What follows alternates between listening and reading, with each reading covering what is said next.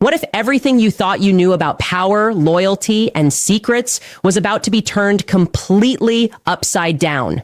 Picture this. A former president, a special counsel investigation, threats of prison, deleted security footage, classified documents hidden in a bathroom, fake electors, violent attacks on police officers, and pardons that shocked the world. This is not a movie script. This is real. This is the story of what happened when one man tried to challenge the most powerful person on earth and what he discovered along the way.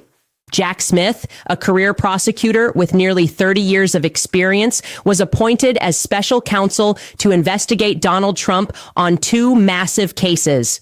First, whether Trump illegally kept highly classified documents after leaving the White House, and second, whether Trump and his team tried to overturn the results of the 2020 election and stop the peaceful transfer of power. Smith did not ask for this job.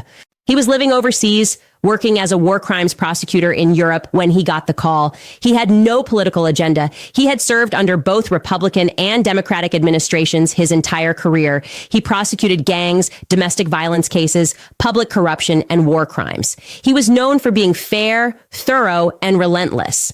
When he took the job, he did not know if he would bring charges against Trump or not. He needed to see the evidence first, but what he found was shocking. Let me take you through this step by step because every detail matters. First, the classified documents case. After Trump lost the 2020 election and left the White House in January 2021, he took boxes and boxes of documents with him to his private social club in Florida called Mar-a-Lago. These were not just any documents. These were some of the most sensitive, top secret files in the entire country. The kind of information that, if exposed, could cause exceptionally grave damage to national security. We are talking about military plans, intelligence about foreign countries, secrets that could put lives at risk. Trump stored these documents in random places around Mar-a-Lago. On a ballroom stage, in a bathroom next to a shower, in a business center where anyone could walk by. There are actual photographs in the indictment showing boxes stacked in a bathroom with a shower curtain behind them and classified documents spilling out onto the floor. Mar-a-Lago is not a secure government facility. It is a social club. Hundreds of members visit regularly. There are weddings, movie premieres, fundraisers. Tens of thousands of guests pass through while these documents were sitting there. The National Archives, which is responsible for keeping presidential records safe, realized documents were missing and asked Trump to return them. It took months of back and forth. Eventually, Trump returned 15 boxes. When officials opened them, they found highly classified documents mixed in with newspapers, clothing, and random personal items. The FBI opened a criminal investigation. A grand jury issued a subpoena demanding that Trump return all remaining documents with classified markings. This is where things get really dark. Instead of complying, Trump directed his assistant, a man named Walt Nauta, to move boxes of documents out of the storage room before his own lawyer came to search for classified files. Trump knew his lawyer was coming. He changed his travel plans to be there that day. Between May and June of 2022, Nauta moved 64 boxes out of the storage room to Trump's personal residence, but only returned 30 boxes before the lawyer arrived. That means 34 boxes were hidden. Trump's lawyer searched the room, found 38 classified documents, put them in a folder, and sent them to the government, believing he had found everything. He had no idea that dozens of boxes were missing, but it gets worse. The Justice Department also wanted security camera footage from Mar-a-Lago to see who had access to the storage room. They sent a draft subpoena, then the actual subpoena. The same day the subpoena arrived, Trump called Nauta. Nauta then contacted another employee named Carlos de Oliveira, and together they went to see the director of information technology at Mar-a-Lago. De Oliveira took the IT director into a small room called an audio closet, told him their conversation should stay between them, and then said the boss wanted the server deleted. The IT director said he did not know how to do that and did not have the rights to do it. De Oliveira kept insisting. He said again, the boss wants the server deleted. What are we going to do? This was an attempt to destroy evidence. Eventually, the FBI executed a search warrant at Mar-a-Lago in August 2022.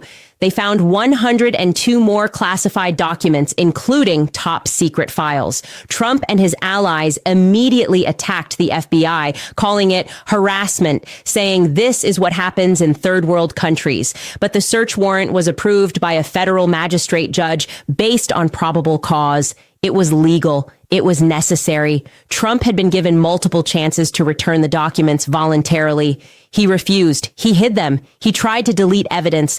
Jack Smith believed he had proof beyond a reasonable doubt that Trump willfully retained national defense information and obstructed justice.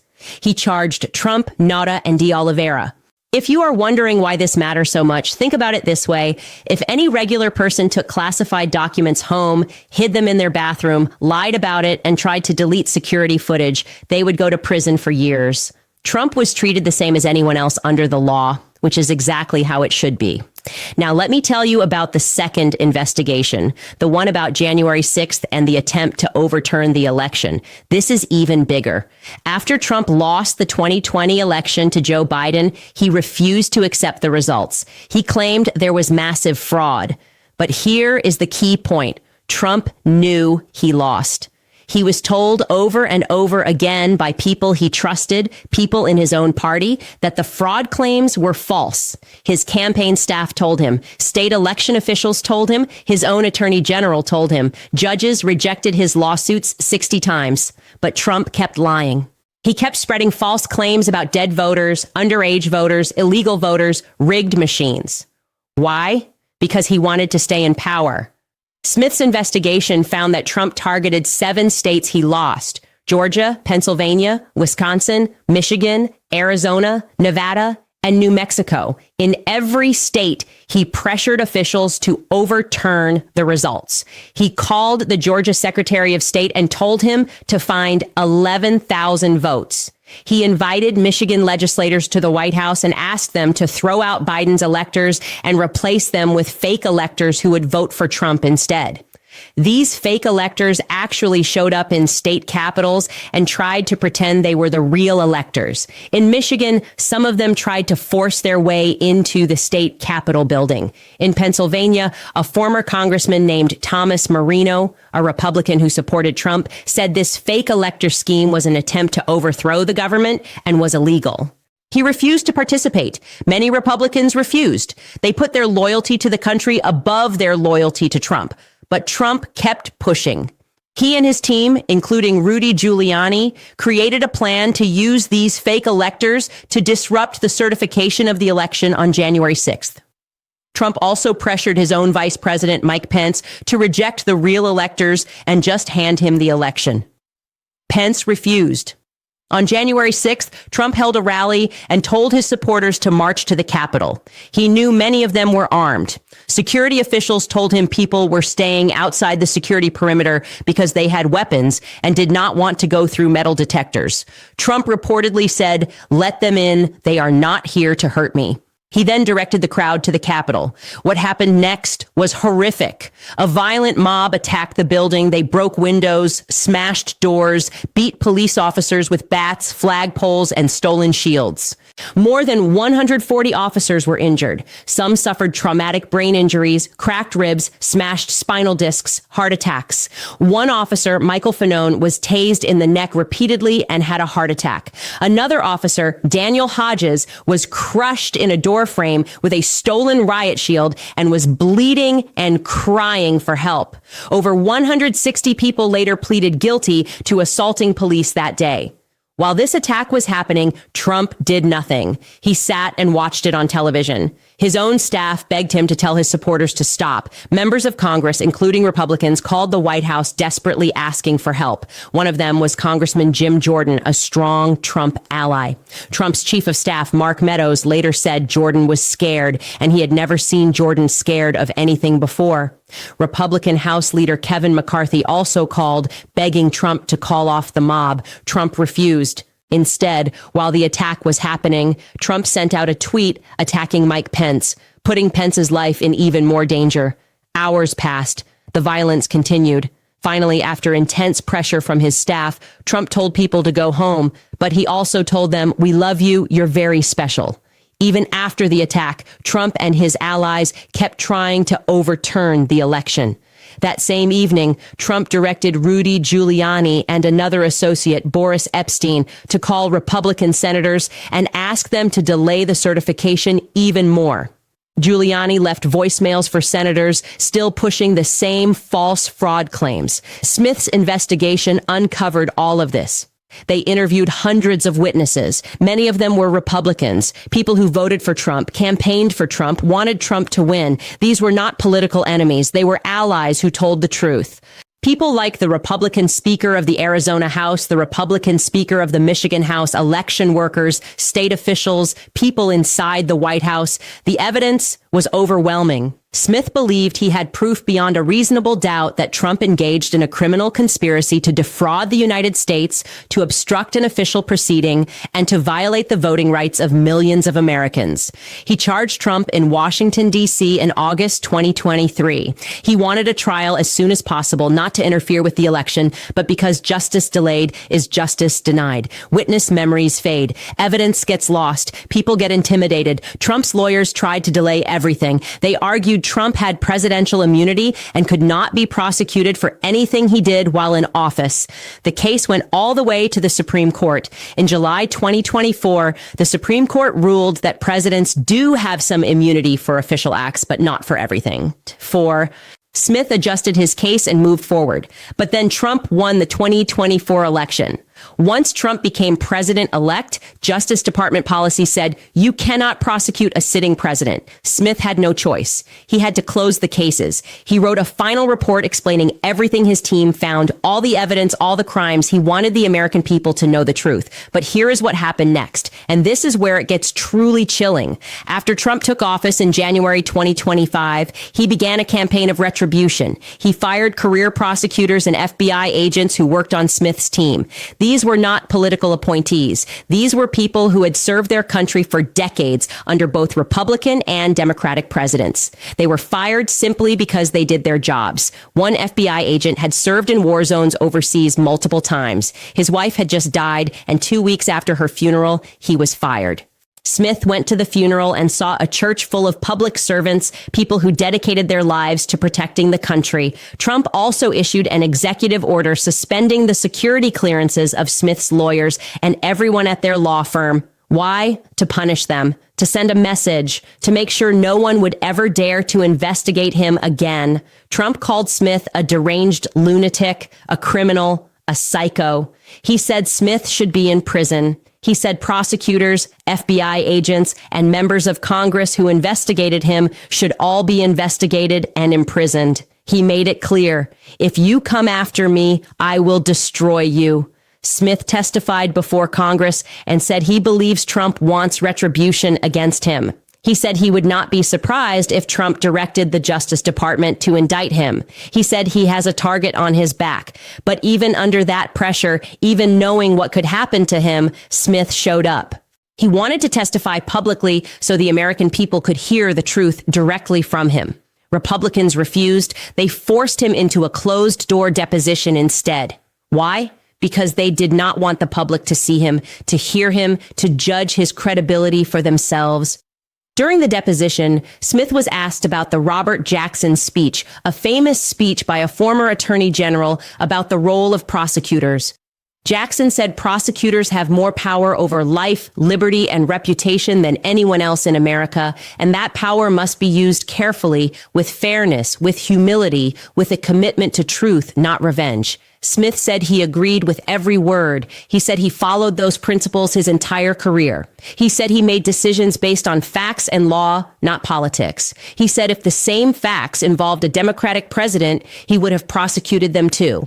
He said he believed then and believes now that he had proof beyond a reasonable doubt in both cases.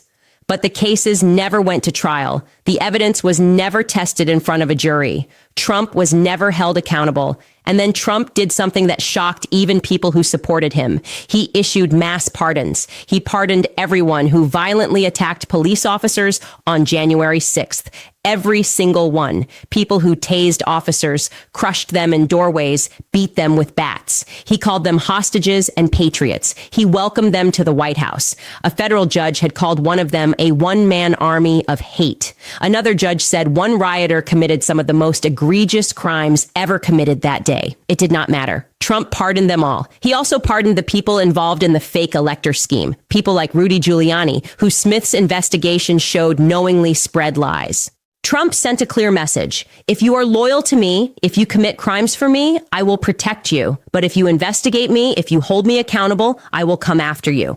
Smith was asked what message this sends to the country. He said it tells law enforcement officers who defended the Capitol that their sacrifice does not matter. It tells future criminals that violence and fraud will be rewarded if you are on the right team. It tells career public servants that doing your job, following the law, can cost you everything.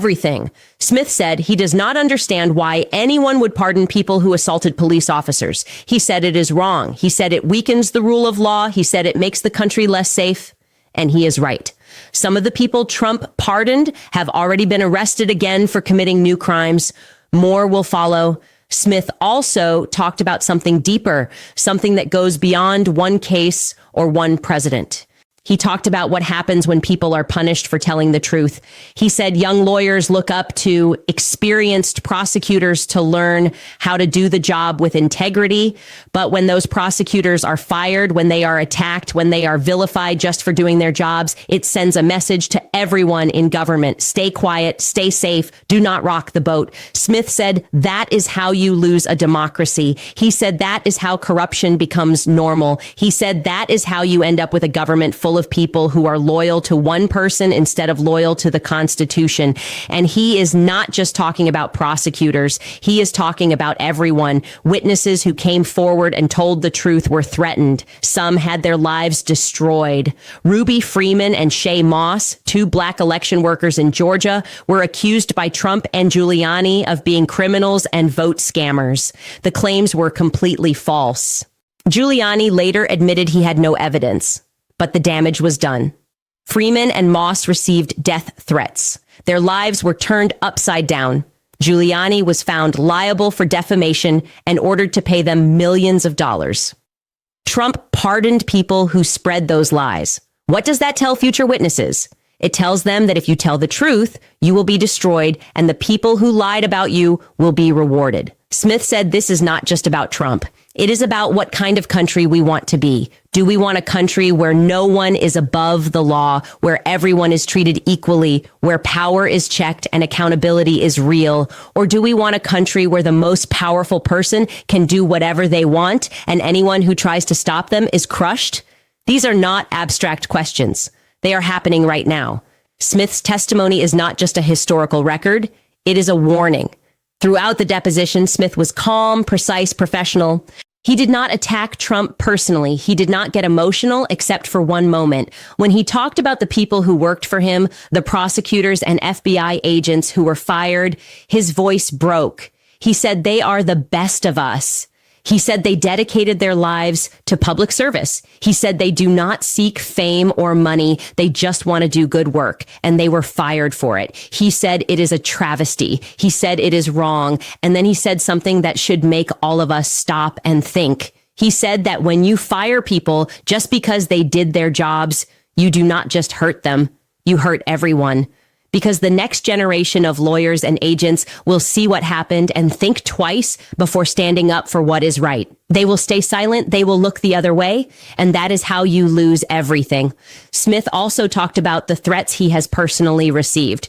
He did not go into detail because he said talking about his safety could actually make him less safe, but he made it clear the threats are real, the danger is real, and it is not just him. It is everyone around him, his staff, his lawyers, even people who just know him. He said Trump has made it clear that associating with Jack Smith can cost you your career, your reputation, maybe your freedom, and still his lawyers stood by him. At the end of the deposition, one of them said, "We are still here, proud to represent Jack Smith, That is courage. That is what it looks like to stand up when it costs you something. Now, let me bring this full circle. Why does all of this matter? Why should you care? Because this is not about left or right, Democrat or Republican. This is about whether we are a nation of laws or a nation of men. It is about whether power has limits. It is about whether the truth still matters. Jack Smith spent nearly 3 years investigating 2 of the most serious allegations ever made against a former president. He gathered mountains of evidence. He interviewed hundreds of witnesses. He followed every rule. He consulted with experts. He got approval from judges. He believed he could prove his case beyond a reasonable doubt, but he never got the chance. And now the people who helped him are being punished. The people who committed crimes are being pardoned. And the person at the center of it all is back in power, more powerful than ever. If that does not concern you, it should. Because if this can happen to a career prosecutor with 30 years of experience, someone who dedicated his life to justice, what does that mean for the rest of us? What does that mean for anyone who wants to speak the truth, who wants to hold power accountable, who wants to believe that right and wrong still matter? Smith ended his testimony by saying he does not regret anything. He said he would do it all again. He said he followed the facts and the law, and that is what prosecutors are supposed to do. He said he is proud of the work his team did, and he should be, because no matter what happens next, the record is there. The evidence is there. The truth is there. History will judge, but we do not have to wait for history. We can judge right now. We can decide what kind of country we want to live in. We can decide whether we are okay with leaders who lie, obstruct justice, incite violence, and then punish anyone who tries to hold them accountable.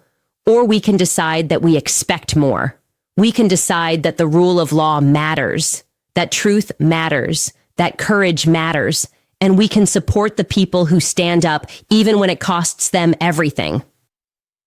Jack Smith is one of those people. He knew what he was getting into. He knew the risks. He did it anyway, not because he hated Trump, not because he wanted to be famous, but because he believed in something bigger than himself. He believed in justice. So here is my challenge to you. Do not just watch this and move on. Think about it. Talk about it. Share it. Ask yourself what you believe and why. Ask yourself what you would do if you were in his position. Would you stand up or would you stay silent? Would you tell the truth or would you look the other way? The answers to those questions matter more than you think. Because the future of this country is not decided by politicians or prosecutors or presidents. It is decided by all of us, by what we choose to accept, by what we choose to fight for, by whether we have the courage to demand better. Jack Smith did his part. Now it is up to us to do ours. Do not let this story fade away. Do not let the truth be buried. Remember what happened. Remember what is still happening and decide what you are going to do about it. The choice is yours, but the clock is ticking and history is watching.